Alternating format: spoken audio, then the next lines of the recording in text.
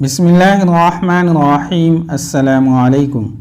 اس نے لڑکی کا گھوڑا دیکھا تو وہ حیران رہ گیا، کیونکہ گھوڑا اعلیٰ نسل کا تھا، اور جب اس نے زین دیکھی تو اس کے شکوک رفع ہو گئے۔ زین کے نیچے مصر کی فوج کا نشان تھا۔ یہ گھوڑا احمد کمال کی اپنی فوج کا تھا۔ حبشیوں نے آندھی کی وجہ سے تعاقب ترک کر دیا تھا۔ وہ واپس زندہ پہنچ گئے تھے۔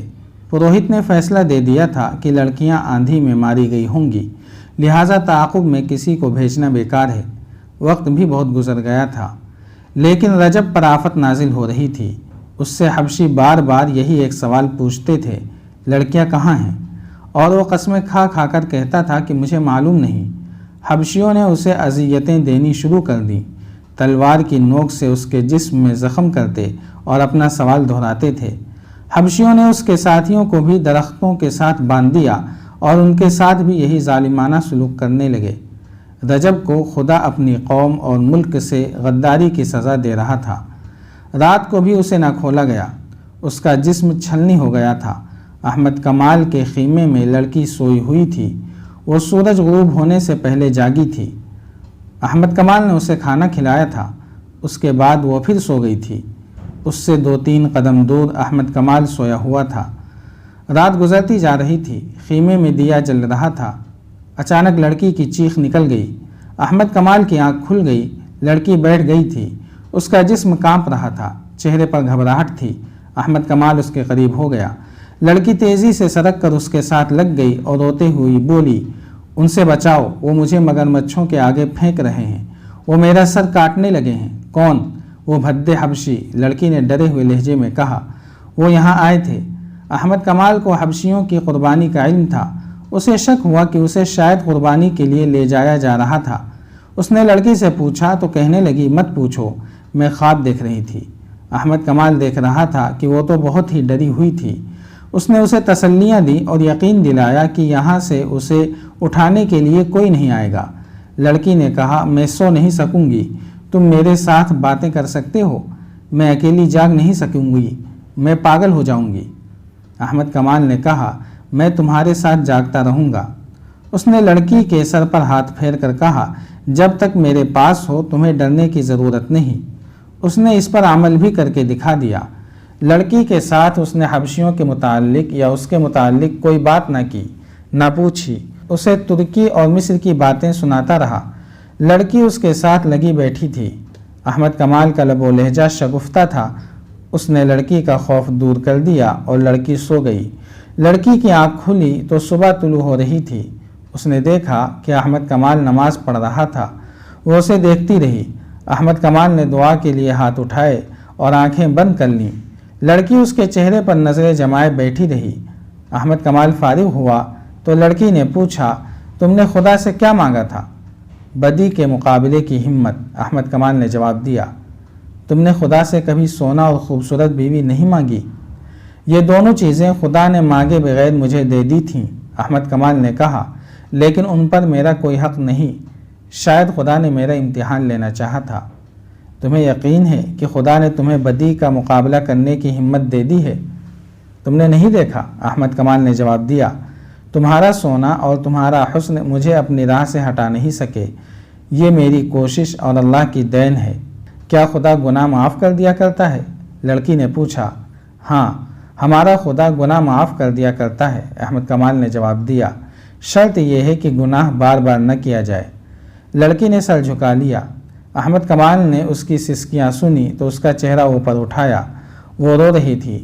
لڑکی نے احمد کمال کا ہاتھ پکڑ لیا اور اسے کئی بار چوما۔ احمد کمال نے اپنا ہاتھ پیچھے کھینچ لیا۔ لڑکی نے کہا، آج ہم جدا ہو جائیں گے، تم مجھے قاہرہ بھیج دو گے، میں اب آزاد نہیں ہو سکوں گی۔ میرا دل مجبور کر رہا ہے کہ تمہیں بتا دوں کہ میں کون ہوں اور کہاں سے آئی ہوں، پھر تمہیں بتاؤں گی کہ اب میں کیا ہوں۔ ہماری روانگی کا وقت ہو گیا ہے، احمد کمال نے کہا۔ میں خود تمہارے ساتھ چلوں گا۔ میں اتنی نازک اور اتنی خطرناک ذمہ داری کسی اور کو نہیں سونپ سکتا۔ یہ نہیں سنو گے کہ میں کون ہوں اور کہاں سے آئی ہوں؟ اٹھو، احمد کمال نے کہا، یہ سننا میرا کام نہیں۔ وہ خیمے سے باہر نکل گیا۔ کچھ دیر بعد قاہرہ کی سمت 6 گھوڑے جا رہے تھے۔ ایک پر احمد کمال تھا، اس کے پیچھے دوسرے گھوڑے پر لڑکی تھی، اس کے پیچھے پہلو بہ پہلو 4 گھوڑے محافظوں کے تھے اور ان کے پیچھے ایک اونٹ جس پر سفر کا سامان، پانی اور خوراک وغیرہ جا رہا تھا۔ قاہرہ تک کم و بیش 36 گھنٹوں کا سفر تھا۔ لڑکی نے 2 مرتبہ اپنا گھوڑا اس کے پہلو میں کر لیا اور دونوں مرتبہ احمد کمال نے اس سے کہا کہ وہ اپنا گھوڑا اس کے اور محافظوں کے درمیان رکھے۔ اس کے سوا اس نے لڑکی کے ساتھ کوئی بات نہ کی۔ سورج غروب ہونے کے بعد احمد کمال نے قافلے کو روک لیا اور پڑاؤ کا حکم دیا۔ رات لڑکی کو احمد کمال نے اپنے خیمے میں سلایا۔ اس نے دیا جلتا رکھا۔ وہ گہری نیند سویا ہوا تھا۔ اس کی آنکھ کھل گئی۔ کسی نے اس کے ماتھے پر ہاتھ پھیرا تھا۔ اس نے لڑکی کو اپنے پاس بیٹھے دیکھا۔ لڑکی کا ہاتھ اس کے ماتھے پر تھا۔ احمد کمال تیزی سے اٹھ کر بیٹھ گیا۔ اس نے دیکھا کہ لڑکی کے آنسو بہہ رہے تھے۔ اس نے احمد کمال کا ہاتھ اپنے دونوں ہاتھوں میں لیا اور اسے چوم کر بچوں کی طرح بلک بلک کر رونے لگی۔ احمد کمال اسے دیکھتا رہا۔ لڑکی نے آنسو پوچھ کر کہا، میں تمہاری دشمن ہوں۔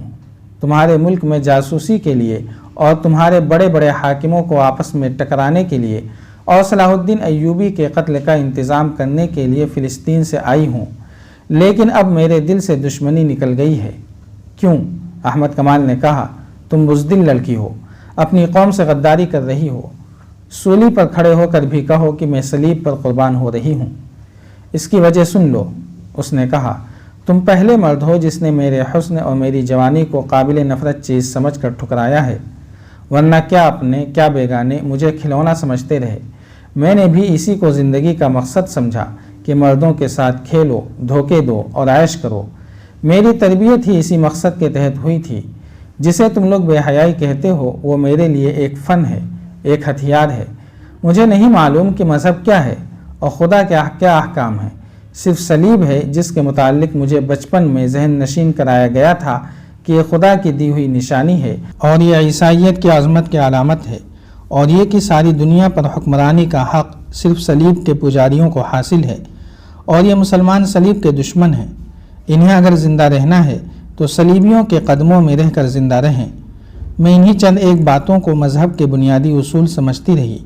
مجھے مسلمانوں کی جڑیں کاٹنے کی تربیت دی گئی تو اسے بھی مذہبی فریضہ کہا گیا۔ کیا تم اپنے سالار رجب کو جانتے ہو؟ لڑکی نے پوچھا۔ وہ خلیفہ کے محافظ دستوں کا سالار ہے، احمد کمال نے کہا۔ وہ بھی سوڈانیوں کے حملے والی سازش میں شامل تھا۔ اب کہاں ہے؟ لڑکی نے پوچھا۔ معلوم نہیں، احمد کمال نے کہا۔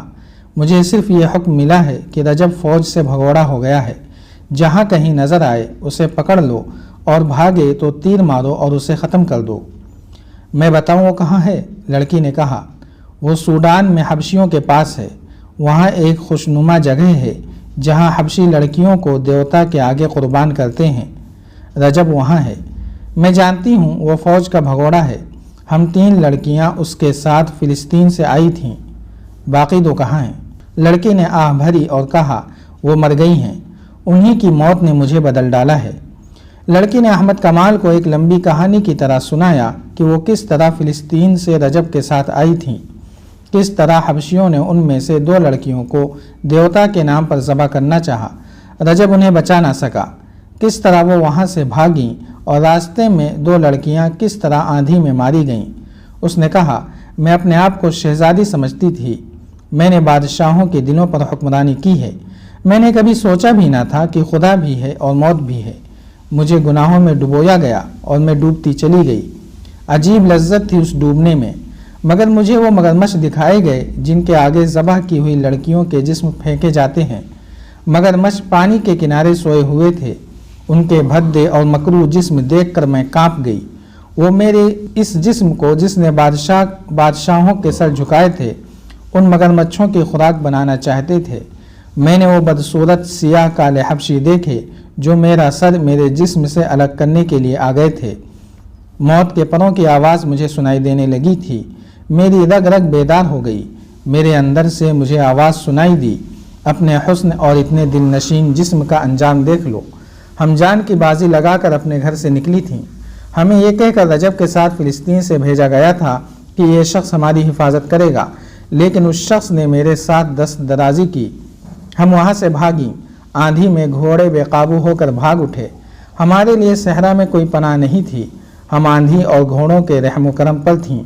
پہلے ایک لڑکی گری، میں نے اسے گھوڑے کے نیچے آتے دیکھا، پھر دوسری لڑکی گھوڑے سے گری تو پاؤں رکاب میں پھنس جانے کی وجہ سے گھوڑے نے اسے 2 میل سے زیادہ فاصلے تک گھسیٹا۔ اس کی چیخیں میرا جگر چاک کر رہی تھیں۔ میں اب بھی اس کی چیخیں سن رہی ہوں، جب تک زندہ رہوں گی یہ چیخیں سنتی رہوں گی۔ پھر وہ لڑکی لاش بن گئی۔ میرا گھوڑا ساتھ ساتھ دوڑتا آ رہا تھا مگر میرے قابو میں نہیں تھا۔ وہ لڑکی بھی اپنے گھوڑے کے ساتھ پیچھے رہ گئی۔ میں اب اکیلی تھی۔ مجھے خدا نے ان 2 لڑکیوں کو مار کر بتا دیا تھا کہ میرا انجام کیا ہوگا۔ وہ مجھ سے بھی زیادہ خوبصورت اور شوخ تھیں، ان میں حسن کا غرور بھی تھا۔ انہوں نے بھی بادشاہوں کو انگلیوں پر نچایا تھا مگر ایسی بھیانک موت مری کہ کسی کو خبر تک نہیں ہوئی۔ اب وہ ریت کی گمنام قبروں میں دفن ہو گئی ہیں، میں اکیلی رہ گئی۔ جاری ہے۔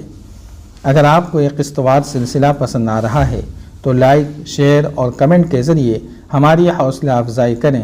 جزاک اللہ خیرا۔